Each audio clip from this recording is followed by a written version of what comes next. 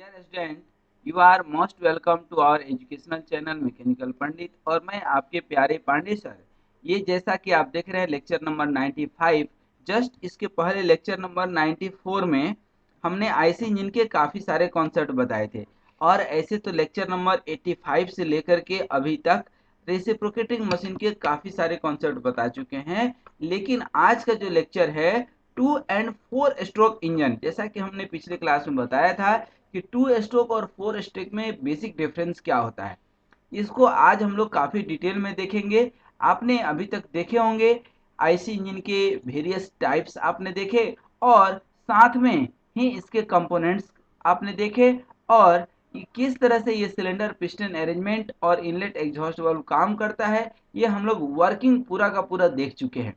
साथ में ही हम लोग ये भी देखे कि किस तरह से एयर फ्यूल मिक्सचर को यह सक करता है, अर्थात सक्शन स्ट्रोक होता है, फिर कंप्रेशन होता है, फिर पावर स्ट्रोक होता है, फ्यूल बर्न्ट होती है और देन आफ्टर जो है पावर स्ट्रोक के बाद ये एग्जॉस्ट स्ट्रोक अर्थात एग्जॉस्ट वाल्व ओपन हो जाता है। आज इस पूरे 4 स्टेप को देखेंगे, साथ में ही 2 स्ट्रोक के भी कॉन्सेप्ट को देखेंगे।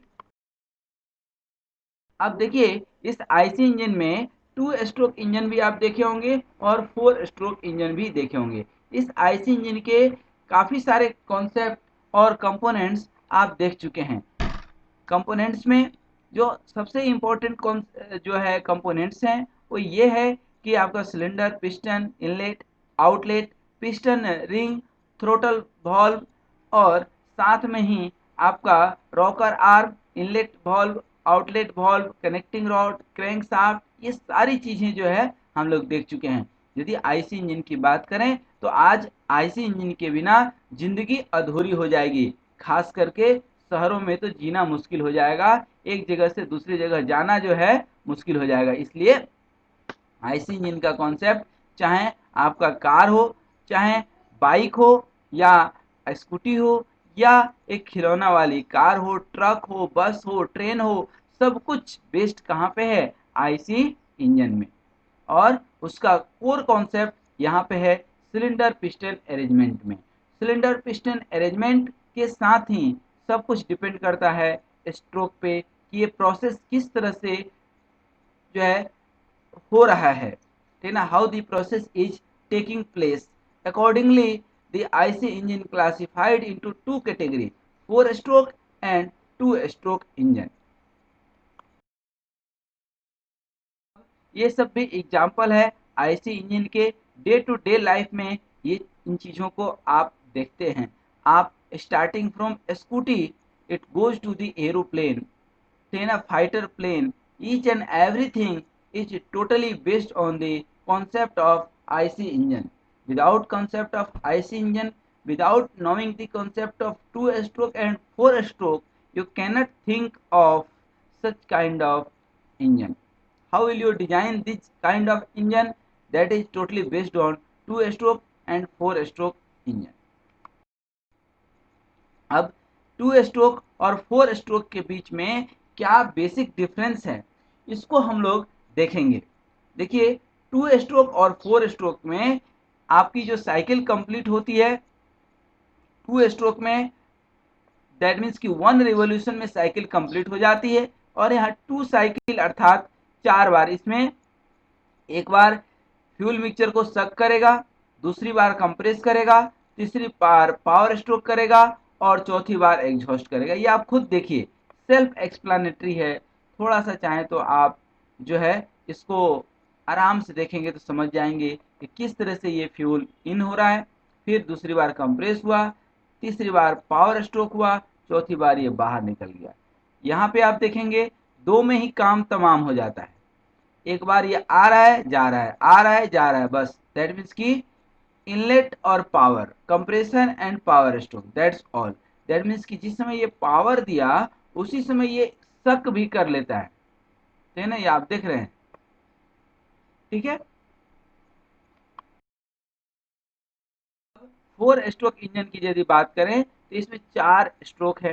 पहला स्ट्रोक होता है सक्शन, जिस समय आपकी पिस्टन यहाँ टीडीसी से बीडीसी की ओर जाएगी तो उस समय ये एयर फ्यूल मिक्सचर को सक करेगा और जब सक करेगा अपनी तरफ खींच लेगा, जैसा कि अभी आप देख रहे हैं ये सक कर लेगा।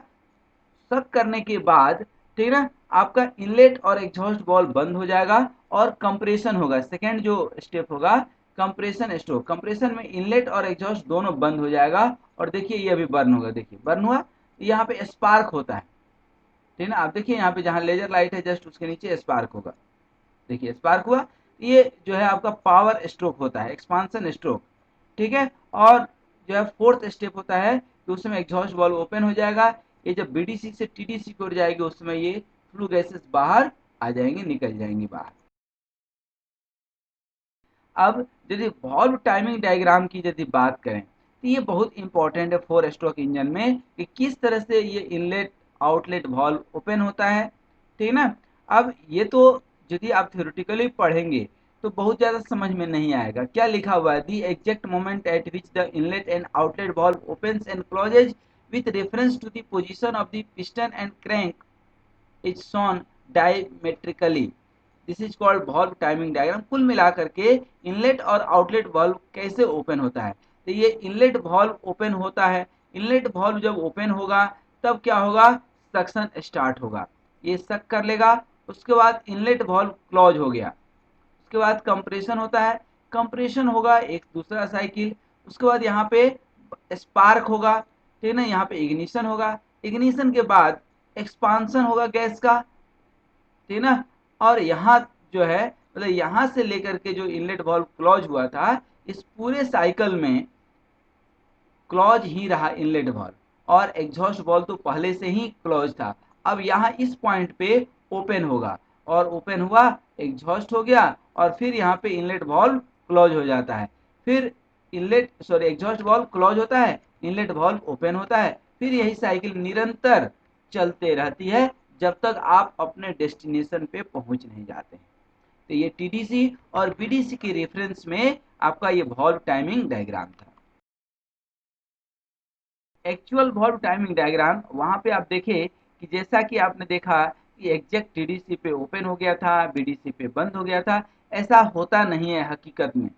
This figure is self explanatory, जो ये टीडीसी पे इनलेट वॉल्व ओपन होना चाहिए था एग्जैक्ट टीडीसी पे, यहाँ पे ये थोड़ा पहले ही ओपन हो जाता है। ये ओपन होना चाहिए था 180 डिग्री के लिए, लेकिन ये देख रहे हैं आप 244 डिग्री, मतलब इधर 60 डिग्री एक्स्ट्रा ओपन रहा, जबकि इसको यहीं पे बंद हो जाना चाहिए था ठीक है ना। फिर आप ये कंप्रेशन देखिए, कंप्रेशन 180 डिग्री होना चाहिए था लेकिन ये 180 डिग्री नहीं है, कम है ठीक है। उसी तरह से पावर स्ट्रोक, पावर स्ट्रोक की बात करेंगे तो अगेन पावर स्ट्रोक देखिए यहाँ पे एग्जॉस्ट ओपन हो गया और यहाँ पे जो है ये खत्म हुआ था, तो ये पूरा 180 डिग्री आपको नहीं मिला ठीक है ना, तो पावर स्ट्रोक भी कम मिलता है, फिर एग्जॉस्ट आपको ज़्यादा मिल गया। तो कुल मिलाकर के ये कहने का मतलब है कि this is actual valve timing diagram. हम लोगों ने लास्ट स्लाइड में जो देखा वह था आपका आइडियल वॉल्व टाइमिंग डायग्राम ठीक है, वैसा नहीं होता है, एक्चुअल में ऐसा ही होता है, इसीलिए पावर स्ट्रोक कम रहता है। यदि पावर स्ट्रोक पूरा 180 डिग्री का होता तो आपको एफिशिएंसी लगभग 90% मिल जाती, लेकिन ऐसा नहीं होता है। इसी कारण से अनबर्न्ड फ्यूल भी जो है बाहर निकल जाते हैं और ओवरऑल एफिशिएंसी आपको वही 40-50% के बीच में जाकर के मिलता है। हाईएस्ट एफिशिएंसी 60% तक, उससे ज़्यादा नहीं मिल पाता है। इसके पीछे वजह यही है। फिर ये opening and closing of the exhaust valve, जैसा कि हमने आपको अभी दिखाया, तो क्या होता है कि कई बार क्या होता है कि आपका सक्शन और एग्जॉस्ट माने इनलेट और आउटलेट कभी कभी एक जो है समय ओपन हो जाता है। मतलब कहने का कि जैसे आइडियल कंडीशन में तो होना ये चाहिए था कि जब आपका इनलेट पूरी तरह से बंद हो जाए तो एग्जॉस्ट ओपन हो और एग्जॉस्ट पूरी तरह से बंद हो जाए तो इनलेट ओपन हो, लेकिन ऐसा नहीं होता है। कई बार होता है कि इनलेट ओपन होते रहता है, इनलेट ओपन होते रहता है और एग्जॉस्ट भी ओपन ही रहता है ठीक है ना, क्लोज नहीं होता, क्लोज होते रहता है। उसी तरह से ये जैसे ही ओपन होना शुरू होता है ये पूरी तरह से बंद नहीं हुआ रहता है, तो दिस इज कॉल्ड ओवरलैपिंग। तो ये वॉल्व ओवरलैप डायग्राम जो है हमने लास्ट उसमें बताया आपको स्लाइड में एक्चुअल वॉल्व टाइमिंग डायग्राम में आप देखेंगे कि जो है आपका वॉल्व कहीं कहीं ओवरलैप करता है। इस ओवरलैप में ही इनलेट और एग्जॉस्ट वॉल्व चूंकि ओवरलैप कर रहा है, ठीक है ना। तो this kind of overlapping should be avoided in IC engine. It is not beneficial for the efficiency purpose and performance of the engine. But in actual practice, you cannot manage such kind of thing कि कुल मिलाकर के थोड़ा सा overlapping होता ही होता है। अब ये चार प्रोसेस, ये सक्शन, ये कंप्रेशन और ये यहाँ पे ये बर्न किया तो पावर स्ट्रोक और ये एग्जॉस्ट, तो ये चार प्रोसेस आपका जो है इसमें सक्शन में ये सक करेगा, मतलब पिस्टन नीचे आ गया, ठीक है ना। यहाँ पे आप डायग्राम से भी इसको इंटर रिलेट कर सकते हैं। ये ओपन इधर आ जाएगा टीडीसी से बीडीसी, और फिर ये बीडीसी से टीडीसी जाएगा, ऊपर जाएगा तो कंप्रेस करेगा, उस समय इनलेट एग्जॉस्ट दोनों बंद है। तो ड्यू टू हाई कंप्रेशन, ठीक है ना, this fuel gets ignited due to this spark and fuel gets burned and expansion takes place। इसी को पावर स्ट्रोक भी बोलते हैं। वहां पे पिस्टन आपका टीडीसी से बीडीसी के पास बीडीसी की ओर आ जाएगा, यहीं पे पावर मिलता है आपको बेसिकली। फिर यहाँ पे वही जो है सिलेंडर आपका बीडीसी से टीडीसी की ओर जाएगा। इस समय आपका ये एग्जॉस्ट वाल्व देखिए ओपन हो चुका है। ये वाल्व यदि ओपन हो गया तो ये फ्लू गैसेस जो भी इसके अंदर गैसेस हैं वो बाहर आ जाएंगी। इस प्रोसेस को एग्जॉस्ट प्रोसेस बोलते हैं। सेम वही कॉन्सेप्ट को यहाँ पे हमने डायग्राम के हेल्प से जो अभी हमने आपको बताया, ये सक्शन, ठीक ना। अब ये चूंकि सिंगल सिलेंडर इंजन नहीं है, 4 सिलेंडर इंजन है, ठीक ना, तो कहीं पे आपको इनलेट होगा तो कहीं एग्जॉस्ट हो रहा है, मतलब कुल मिलाकर के 4 स्ट्रोक है। हमेशा कहीं ना कहीं आपको पावर मिलते रहेगा, पावर जो है बिल्कुल मिलते रहेगा आपको। इसलिए इसकी इफिशियंसी दैट मीन्स की बहुत हेवी लोड व्हीकल में मल्टी सिलेंडर इंजन यूज करते हैं, वहां पे कंटिन्यूअस पावर आपको मिलता है। उसी प्रोसेस को 4 स्ट्रोक को ही हमने यहाँ पर दिखाने की कोशिश किया है, किस तरह से ये आपका सक्शन हो रहा है। ऊपर से नीचे की ओर जब आप आते हैं तो सक्शन स्ट्रोक है, फिर नीचे से ऊपर जाते हैं तो कंप्रेशन, फिर ये पावर स्ट्रोक, ठीक ना, और ये एग्जॉस्ट स्ट्रोक, ठीक है। जब पावर स्ट्रोक और कंप्रेशन स्ट्रोक, इस दो स्ट्रोक में ध्यान दीजिएगा आपका इनलेट और एग्जॉस्ट बिल्कुल बंद रहता है। 2 स्ट्रोक इंजन में आप देखिए यहाँ पे, ठीक ना, यहाँ पे दो ही प्रोसेस है, एक है आपका कंप्रेशन और दूसरा है एक्सपांशन। कंप्रेशन एंड एक्सपांशन, ये ऑटोमेटिक गैस जो है सक हो जाती है और कंप्रेस होता है, और कंप्रेस होने के बाद जैसे ही ये जो है बर्न होगा तो पावर स्ट्रोक होगा। पावर स्ट्रोक में जिस समय पिस्टन नीचे की ओर आएगा उस समय ही ये जो है आपका इधर से सक भी हो जाता है। इस तरह से इसका मैनिफोल्ड्स जो है अरेंजमेंट इस तरह से आप देख पा रहे हैं, ठीक है ना, किस तरह से, क्योंकि यही आपका 2 स्ट्रोक एंड 4 स्ट्रोक के बीच का बेसिक डिफरेंस है कि आपकी गैसेस जो है फ्लू गैसेस यहाँ से इंसर्ट होती है और यहाँ साइड से निकल जाती है, ठीक है। इनके ये एक्चुअल वॉल्व टाइमिंग डायग्राम है, जिस तरह से आपको वहां पर बताए थे उसी तरह से यहाँ भी आपका ये एक्चुअल वॉल्व टाइमिंग डायग्राम है। और आप देख पा रहे हैं कि किस तरह से ये ओवरलैप करता है, ओवरलैपिंग इज आल्सो हियर। तो एग्जैक्ट जो 180 डिग्री होना चाहिए था वह यहाँ नहीं हो पाता है। कुल मिलाकर के 4 स्ट्रोक में जो है 2 रिवॉल्यूशन में एक साइकिल कंप्लीट होता है, और यहाँ पे सिंगल रिवॉल्यूशन में साइकिल कंप्लीट हो जाता है 2 स्ट्रोक इंजन के केस में। अब कुछ मूलभूत डिफरेंस थ्योरेटिकल पर्पज से आप देख लें कि 4 स्ट्रोक पिस्टन एंड 2 रिवॉल्यूशन में कंप्लीट होता है, और ये 2 स्ट्रोक में जो है 1 रिवॉल्यूशन में कंप्लीट हो जाता है साइकिल। यहाँ पे 1 power stroke in every 2 revolution है, यहाँ 1 power stroke in each revolution है, मतलब इस 2 स्ट्रोक में आपको पावर ज़्यादा मिलता है, अर्थात लोड रेशियो अर्थात load bearing capacity 2 stroke engine की ज़्यादा होती है। यहाँ पे हेवियर फ्लाईव्हील होता है, ठीक ना, यहाँ पे लाइटर फ्लाईव्हील होता है। यहाँ पे पावर प्रोड्यूस इज लेस, क्योंकि 4 स्ट्रोक में 1 मिल रहा है, 4 बच्चों में आधा किलो दूध है, यहाँ 2 बच्चों में आधा किलो दूध है, ये समझ लीजिए, ठीक है। यहाँ पे 4 स्ट्रोक थोड़ा सा भारी भरकम होता है, ये लाइट एंड कॉम्पैक्ट होता है।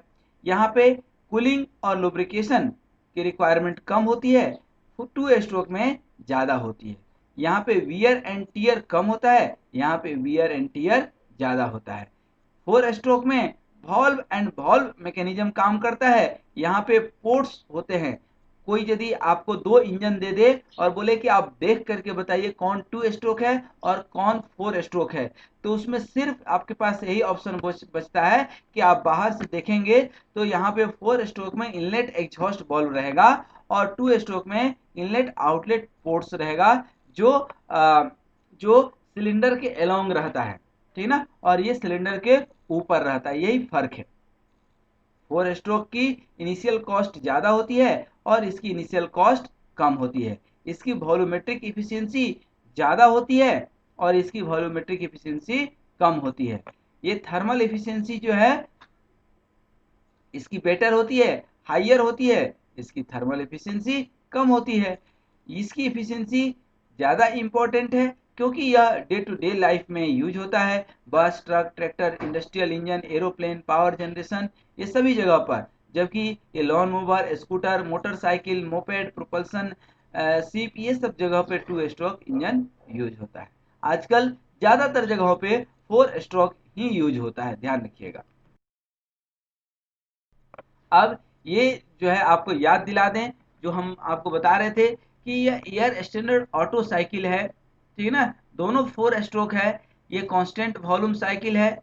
यह हम आपको नेक्स्ट क्लास में बताने वाले हैं कि ऑटो साइकिल या स्पार्क इग्निशन इंजन कैसे काम करता है। यह आप लेक्चर नंबर 92 में जाकर के देख भी सकते हैं, वहाँ पर थ्योरेटिकली हमने इसको काफ़ी सविस्तार जिसको बोलते हैं वेल डिस्क्रिप्शन के साथ पढ़ाया है, किस तरह से ये कांस्टेंट वॉल्यूम साइकिल होता है, किस तरह से हीट एडिशन हीट रिजेक्शन होता है और किस तरह से इसकी efficiency in terms of compression ratio निकालते हैं। कंप्रेशन रेशियो क्या होता है दोस्तों? Total volume upon clearance volume, ठीक है। और ये आपका डीजल साइकिल है, यहाँ पे कांस्टेंट प्रेशर साइकिल भी इसको बोलते हैं, क्योंकि यहाँ पे जो हीट एडिशन होता है कांस्टेंट प्रेशर के ऊपर होता है। डीजल साइकिल की compression ratio, cut off ratio और इफिशियंसी हमने लेक्चर नंबर 93 में बताए थे। 93 में आप जा करके इसको देख सकते हैं। ये सब 2 स्ट्रोक 4 स्ट्रोक की कहानी आज यहीं पे जो है फिनिश होती है, लेकिन नेक्स्ट लेक्चर अर्थात spark ignition engine and compression ignition engine, next lecture lecture number 96 में काफ़ी डिटेल में देखेंगे। आज यहीं तक। मैं उम्मीद करता हूं कि एक ओवरव्यू आपको समझ में आया होगा। एक ओवरव्यू समझाने के पर्पज से ही हमने ये वीडियो एनिमेटेड पिक्चर आपको दिखाया। बहुत इन डेप्थ नॉलेज यदि आपको लेना हो तो एक ऑटोमोबाइल का प्लेलिस्ट अलग से है, जो मैकेनिकल 7th सेमेस्टर का सब्जेक्ट भी है, वहाँ आप जा कर के देख सकते हैं। इसके डिस्क्रिप्शन बॉक्स में भी वह मैं लिंक दे दूंगा, वहाँ जा कर के आप देख लीजिएगा। आप स्वस्थ रहें, मस्त रहें, सदा मुस्कुराते रहें और हर एक वीडियो को इत्मीनान से देखते रहें, शेयर करते रहें, अपने ज्ञान को, अपने दूरदृष्टि को डेवलप करते रहें और नित्य नई उन्नति को प्राप्त होते रहें। धन्यवाद।